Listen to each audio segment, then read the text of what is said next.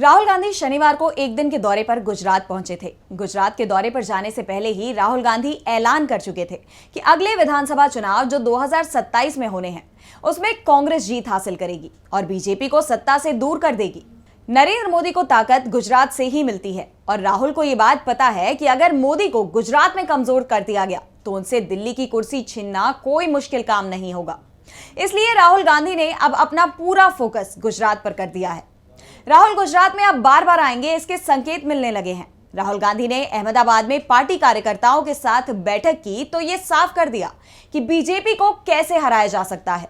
2022 का विधानसभा चुनाव को लेकर राहुल गांधी ने साफ कर दिया कि हम लोग सही तरीके से लड़े ही नहीं थे। सही तरीके से लड़ते तो बीजेपी को जीतने में मुश्किल होती। दरअसल 2022 के विधानसभा चुनावों के वक्त पर राहुल गांधी की भारत जोड़ो यात्रा चल रही थी।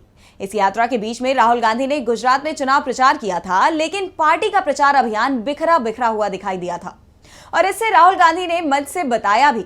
इस दौरान राहुल गांधी ने पार्टी के एक कार्यकर्ता से हुई बातचीत का जिक्र करते हुए कहा, एक कार्यकर्ता ने मुझे बहुत अच्छी तरह बताया, कांग्रेस पार्टी के कार्यकर्ता ने, राहुल जी कहता है मुझे, राहुल जी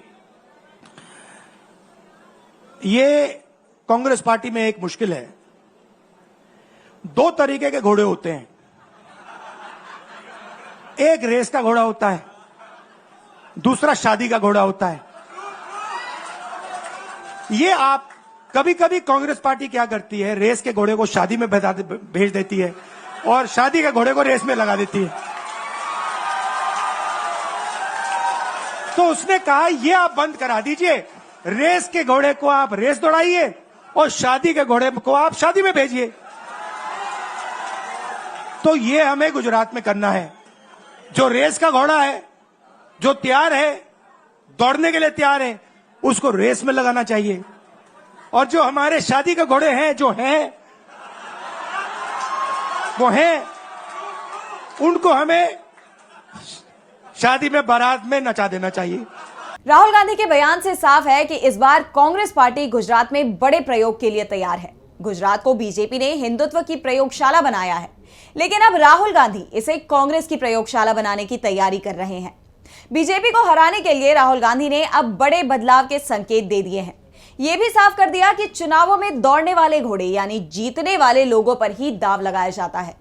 यानी राहुल गांधी ने साफ कर दिया कि जो भी नेता जनता के बीच रहेगा और मेहनत करेगा उसे ही पार्टी का टिकट भी मिलेगा। सिर्फ बड़े नेताओं की सिफारिश काम नहीं आने वाली है। इसके साथ ही राहुल गांधी ने पार्टी कार्यकर्ताओं से भी कहा कि डरना नहीं है और बीजेपी से तो बिल्कुल भी नहीं डरना है। अगर कोई ऐसा सोचता है कि इन्हें नहीं हराया जा सकता है तो ये सही नहीं है। राहुल ने कहा भी कि अभी भी यहां आधे लोग हैं जो ये मानते हैं कि बीजेपी को नहीं हराया जा सकता, तो आधे मानते हैं कि बीजेपी को हराया जा सकता है। चुनाव से पहले हमें आधे बचे लोगों को भी अपने साथ लाना है। राहुल गांधी ने गुजरात में पार्टी नेताओं को उनकी कमियां बताई। यह भी बता दिया कि मोदी या बीजेपी अजेय नहीं है, उन्हें हराया जा सकता है।